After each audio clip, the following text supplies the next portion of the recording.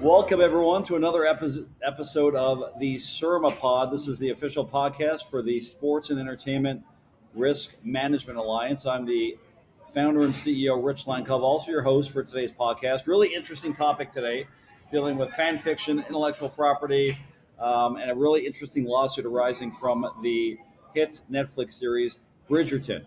We're very pleased to have two distinguished guests with us today, both of whom have written and spoken extensively about this subject. From the University of Tulsa, we've got Professor Betsy Rosenblatt. Professor, welcome to the podcast. Thank you very much. And from Harvard University, we've got Professor of English Derek Miller. Professor, welcome as well. Thank you, Rich. Happy to be here. So we should say that this lawsuit just recently settled, which is interesting. We'll get to that in a moment. But the backstory is Bridgerton, of course, is a hit Netflix TV show. And a couple of fans developed a musical. Started off as a single song, a TikTok song that was based on the characters, based on the story of the Netflix series. And that got a lot of traction online, lots of views, lots of popularity. They ended up, Emily Baer and Abigail Barlow specifically, created a entire musical surrounding this intellectual property, to the point where they were actually not just putting forth TikTok videos, but actually sold tickets to a major show at the Kennedy Center in Washington. Netflix got a wind of this, and they filed a lawsuit alleging that Baer and Barlow were basically using their intellectual property without their permission.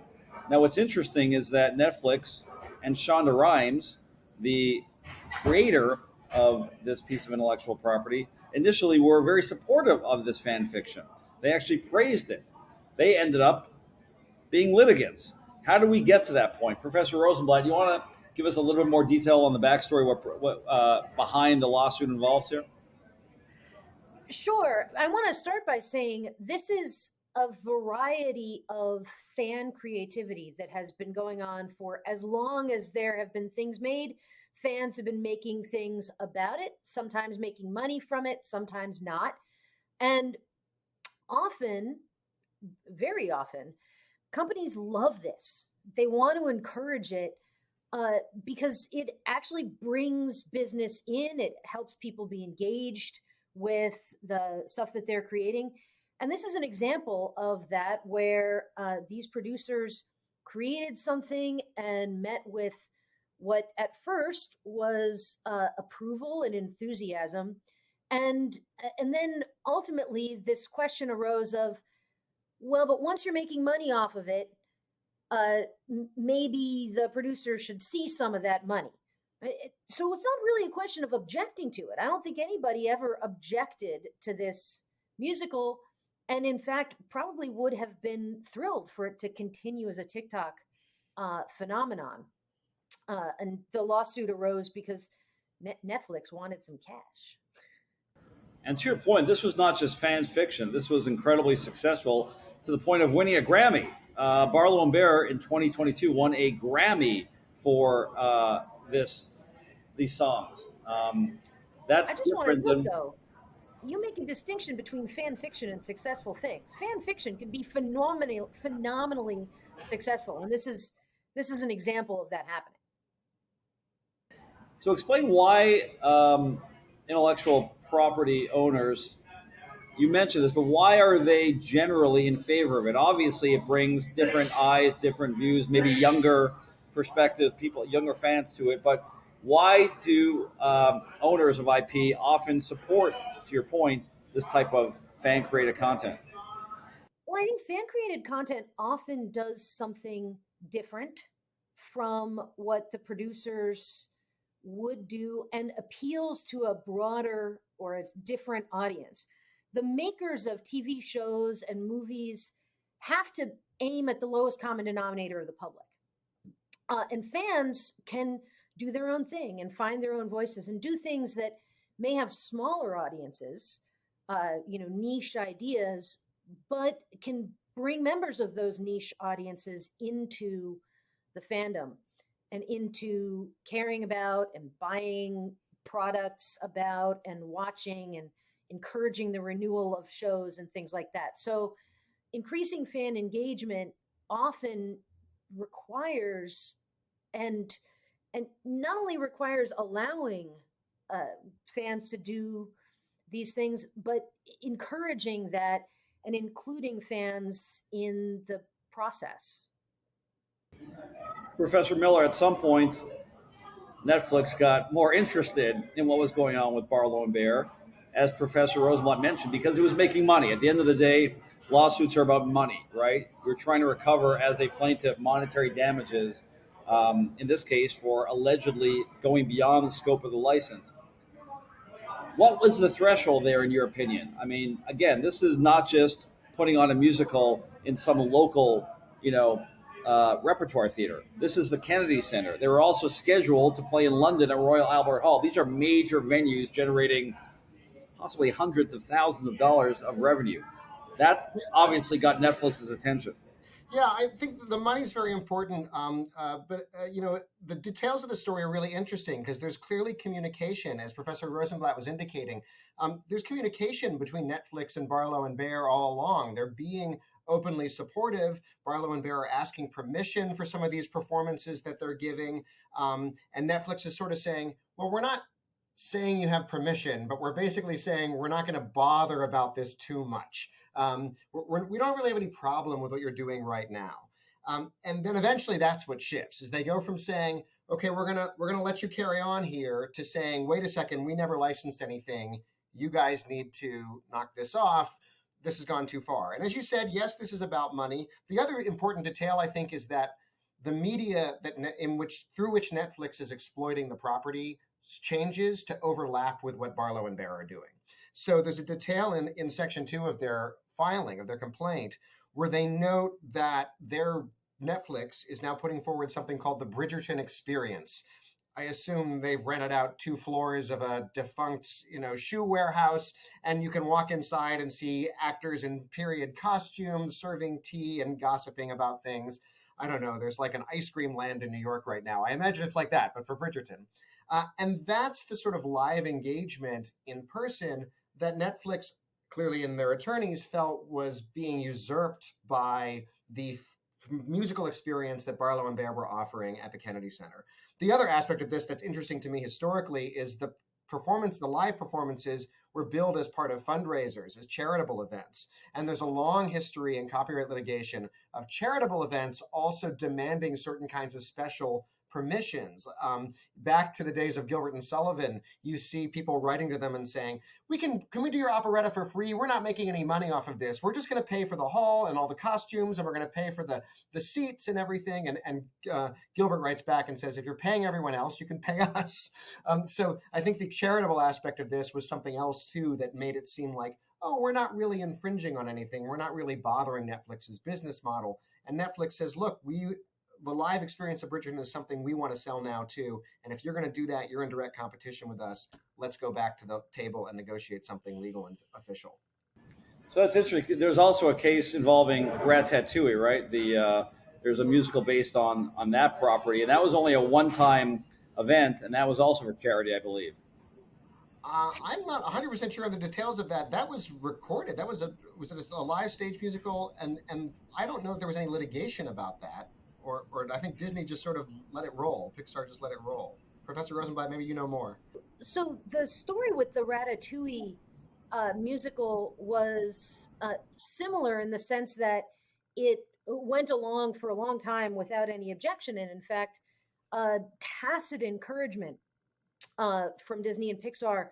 But when it came time to release it as a full event that was raising money for charity, they actually got Disney and Pixar involved. So they had permission, explicit permission for that. So that brings Now, us it's not clear to me. Oh, sorry. No, go ahead. It's not clear to me that any of this would require permission as a matter of law. I think there's arguments on both sides, but I think that there are arguments that what the makers of the Ratatouille musical and the makers of the Bridgerton musical were doing was within the boundaries of what copyright fair use and what trademark law permit, in the sense that they're using relatively limited portions. They're doing something that really transforms the underlying work into an entirely new genre and medium. And they're not competing with something that the underlying producers have done. Derek, you raised, or Professor Miller, you raised that they're competing perhaps with certain kinds of live experiences, but evidence seems to show that the more experiences you have, the more experiences people do. So the idea that people would go to this musical instead of going to a convention or some other live event is probably more talk than action. So I think there's an argument, at least, that what they're doing would qualify as fair use. But whether it would qualify as fair use or not isn't the main issue in the question of whether to pursue or continue to defend litigation. When you're up against a major corporation, you're asking more about whether you have insurance than whether you'll win. I know you've got more to say about the insurance issue, but I just wanted to jump in and say I don't disagree that I think more exposure often increases the value of these products and markets, and I think companies are probably generally overly litigious. And one of the interesting things of this case is you start to see the boundaries of where companies are allowing more leeway, even in material that gets big traction in terms of public attention. So I think it's fascinating in that sense. Yeah, I was going to follow up on that because, listen, I'm a lawyer. I deal with a lot of these issues legally, but how important is the backlash in the fan community? We know the fans in these in these pieces of intellectual property are incredibly passionate, right? Especially the more you're dealing with TikTok and online, and these people want a Grammy. I mean, that's no small deal. So how conscious are the plaintiffs in these kind of cases, in this example, Netflix, of angering their fan base by bringing lawsuits against something that's incredibly popular? So it's a big question to me, actually, why they weren't more concerned about that. In the sense that every time a producer takes aggressive action against a fan, there's a huge backlash.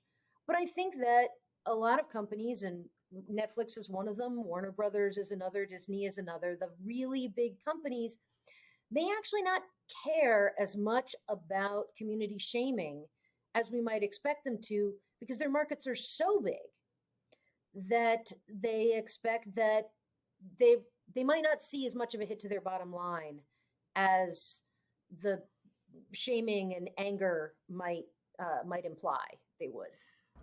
I mean, it's really hard to tell what's going on, and I don't want to read too much intentionality or control to any party in this case. But I think if you're looking at some of the headlines, the way the stories are reported, Netflix didn't go out hard guns blazing with statements to the press about this. They filed their lawsuit. I think there were some quotes from Shonda Rhimes, who's an unusual sort of creative person in that she has a large fan community for a lot of different products that she produces and directs, and a huge amount, I think, of sort of goodwill to say, hey, this went too far. We were supportive, but it's gone too far. And then when the case settled, there was no apology coming from Barlow and Bear. There was no punitive sort of treatment to show that they won. Netflix, the headlines all said things like Netflix dismisses or Netflix settles. There was no sense in any way that Barlow and Bear were bad actors or had been punished or yelled at in some way. So I think the way the case came out in the press, whether managed consciously or not, didn't make Netflix look brutal and overbearing. There was the fact of the lawsuit, but apart from that, the narrative was not one of massive threat. They've learned that lesson from Paramount, which did it wrong a few times over the course of history with Star Trek, and I think it's sort of understood now that alienating your fans is a bad move. You raised fair use, and I just want to take a little bit deeper dive into that very quickly, because that's obviously a defense that's raised in these lawsuits. And you mentioned that it was a different form of media, so to speak. But that there's case law on both sides of that. I mean, the fact that you use a different type of exploitation of a certain piece of intellectual property doesn't in and of itself mean that it's fair use. In this case, one of the factors that the plaintiffs laid out was that that Barlow and Bear were using actual verbatim dialogue and actual characters. That seems like a factor against fair use. Also, the fact that, as we've talked about a couple times, this was a very lucrative exploitation, right? It wasn't for charity, it wasn't for free.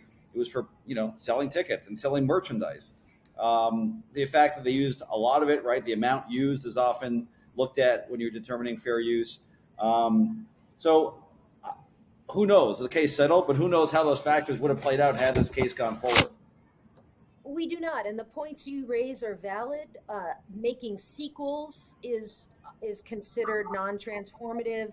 Merely transmitting something into a different genre or medium is not considered transformative.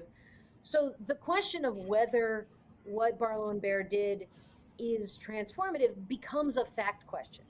And we have to ask whether they would have a different meaning, message, or purpose than the underlying work. A lot of fan productions really do have a different meaning, message, or purpose. They change things about the character, they change things about the story. They often tell stories about side characters who don't get the attention, or about race or sexuality or other issues that aren't front and center in the underlying work. Here, I think it would end up being a fact question where we'd have to ask how topically transformative this musical was.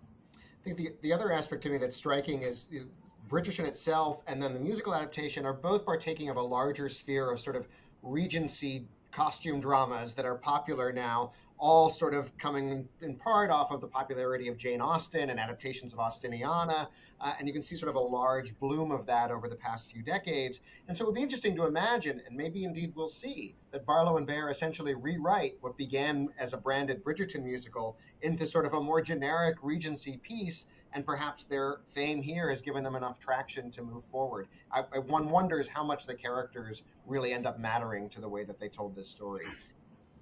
Well, and if 50 Shades of Grey is any indication, the fan practice of so-called filing the serial numbers off of something to turn it from a piece of fan fiction into a major commercial work can work. It can be very successful. So about a month ago, the case settled, about 2 months after it was filed. What do you make of the settlement? Again, it seems like from our discussion, the parties on both sides recognize that continuing this conflict isn't good for them, probably not good for the fans, not good for the brand. There's probably room in the universe for a lot of people to partake in this, especially talented people like the fans who created this. What do you make of the settlement? And I also want to follow up with, what do you think this, if any, implies for the future of something that's not going anywhere? Fan created content is not going anywhere, as we know. What does this mean, if anything, for the future? Or because it's settled, maybe it means nothing because we don't know what the terms of the settlement are. That's a tough one, I know. Well, I'll go briefly because I think I said the main thing I wanted to say, which is the way it got reported was not punitive, was not aggressive, right, didn't involve apologies. The only other thing I'd say is, we'll probably learn a lot more in the next year to year and a half. I think it's not impossible that we'll see at some regional theater in the United States a tryout of Barlow and Bear's Bridgerton musical, produced by Netflix and Shonda Rhimes. That's one possible thing that happened in this settlement, probably with lousy terms for the authors in the contracts.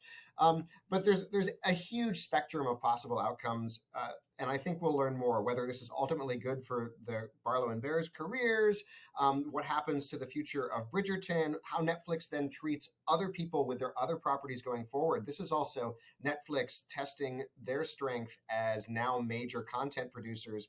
This is certainly not their first, but was an unusual kind of viral property of theirs. So I think the story will be more in how this plays out in mostly other contexts in the next 5 to 10 years than about this specific property. But I'd love to hear what Professor Rosenblatt has to say. I agree 100%. I think actually the way this has been narrativized in the press is at least as important as the fact of the suit. And I think that one thing we know from this is, as you said, Rich, fan creativity isn't going away. The only thing that this might have any impact on, and this and other things like it might have any impact on, is how we shape what fans do to make money. A great deal of fan creativity is done non-commercially and as part of a gift economy where fans share things with each other and grow and change and build on that. Over the course of the last decade or so, we've seen increasingly fans professionalizing some of their fan work, and we've seen that's when the pushback comes, is when, in the face of often a combination of difficult economic conditions, making fans want to make money somehow, and the existence of platforms like TikTok and Patreon and various other things that allow people to monetize what otherwise they would give away, we're seeing a greater interest in companies capitalizing on fan labor. The scholar Mel Stanfill has written quite a bit about the sort of incorporation of the fan into the business model of producers and media companies.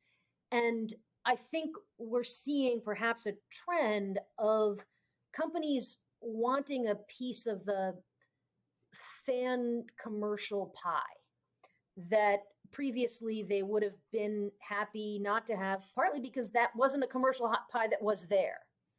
And so I think that's a direction we're going. Whether that's a direction that's good for creativity and community, I have to say my opinion is probably no. But that doesn't mean that I don't have any say in these things, and it does mean that we may see more avenues for sort of hybrid or collaborations to come out of this sort of thing. Professor Miller, I want to just give you the last word. Thank you so much for that perspective, Professor Rosenblatt. Professor Miller, I just want to give you the last word on that, maybe more of a historical context as well, as you referenced earlier. This is not exactly new. This has been, variations of this have been going on for years, decades, even longer. You teach theater history. You've written extensively about it. Ultimately, is what Barlow and Baird did here, is that good for culture? Is that good for the arts? Or is that something that is a negative trend in your opinion? Oh, what a big question. Well, Professor Rosenblatt's right. But this goes way back. It precedes the advent of intellectual property. I have a colleague, Professor Anna Wilson, who writes about fan fiction, a fan fiction perspective on medieval religious texts, which I think is absolutely right. I think it's emerged as a sort of somewhat pejorative idea of certain kinds of works circulating in the 20th century commodity culture, but it's always been around. Is it good for culture?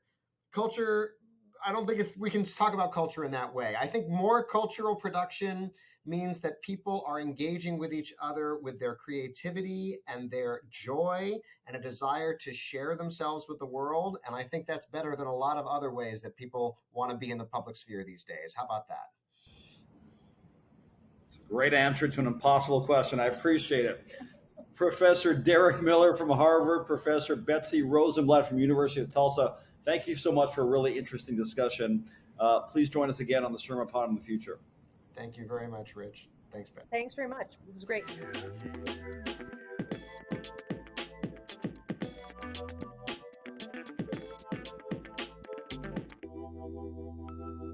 Strategies and opinions represented on this podcast are those of the speakers and do not represent the ideas, strategies, and opinions of their employers.